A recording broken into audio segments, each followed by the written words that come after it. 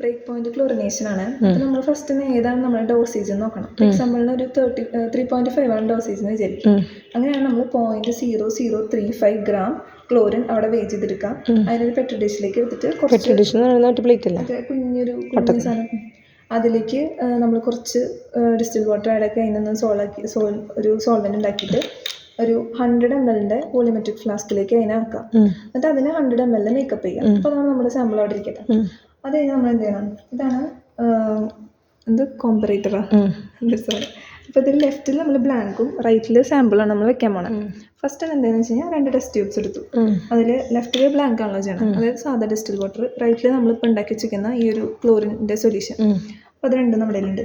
ഇവിടെ നമുക്ക് വേണ്ടത് ഓർത്തോ ടൊലുവിഡിനും സോഡിയം ആർസനിക് സൊല്യൂഷനാണ്. ഫസ്റ്റ് നമ്മൾ രണ്ടെണ്ണം ഉണ്ട് കേട്ടോ, 2 ടെസ്റ്റ് ട്യൂബ് ഉണ്ട്. നമ്മൾ അറ്റ് എ ടൈം ആണ് ചെയ്യാനായിട്ട്. ഫസ്റ്റ് തന്നെ നമ്മൾ 0.5 ml ഓർത്തോ ടൊലുവിഡിൻ എണ്ണത്തിലേക്ക് വെച്ചു. അത് കഴിഞ്ഞാൽ ബ്ലാങ്ക് ഇല്ല, ഒന്നുമില്ല, വെറും ടെസ്റ്റ് ട്യൂബ് മാത്രമേ ഉള്ളൂ. 2 ടെസ്റ്റ് ട്യൂബ് മാത്രമാണ് കയ്യിലുള്ളൂ.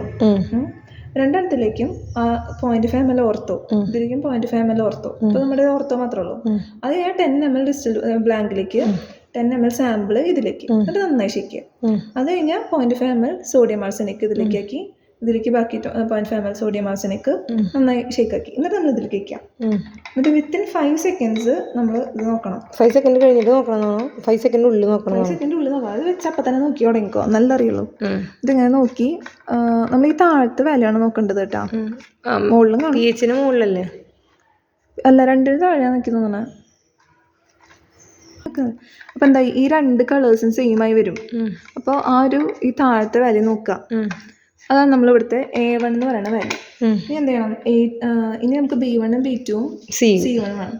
അപ്പോൾ ഇത് ഇതിലുള്ളതൊക്കെ കളയാം. നമ്മൾ എന്ത് ചെയ്യണം, വീണ്ടും ഇപ്പോൾ നമ്മുടെ 2 ടെസ്റ്റ് ട്യൂബ് ഉണ്ട്. ഏത് കഴിഞ്ഞു, ഇത് ബ്ലാങ്കിൻ്റെ, ഇത് സാമ്പിളിൻ്റെ ആണ്. ലെഫ്റ്റത്തെ ബ്ലാങ്ക് ആണ്.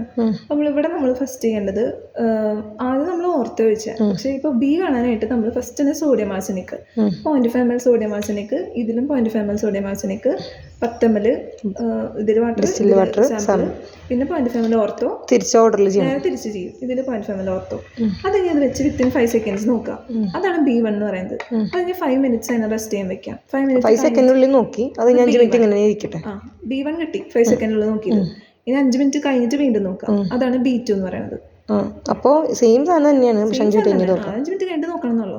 അപ്പോൾ അത് A1 കിട്ടി, B1 കിട്ടി, B2 കിട്ടി, ഇനി C1 ആണല്ലോ. അപ്പോൾ ഈ 2 സാധനം നമ്മൾ കൊണ്ട് കളയാം. വീണ്ടും എടുക്കുമ്പോൾ എന്താ ചെയ്യുന്നത് വെച്ചാൽ, ഇവിടെ സോഡിയം ആർസനിക്കിന്റെ ആവശ്യമില്ല.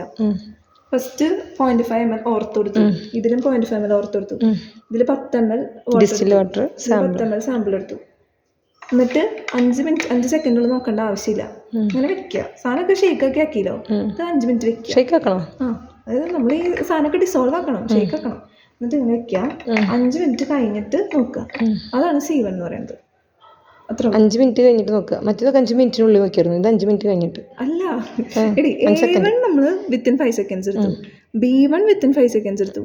അത് 5 മിനിറ്റ് കഴിഞ്ഞിട്ട് നോക്കിയതാണ് B2. ഇത് 5 മിനിറ്റ് കഴിഞ്ഞിട്ട് നോക്കാൻ പാടുള്ളൂ. അതാണ് C1.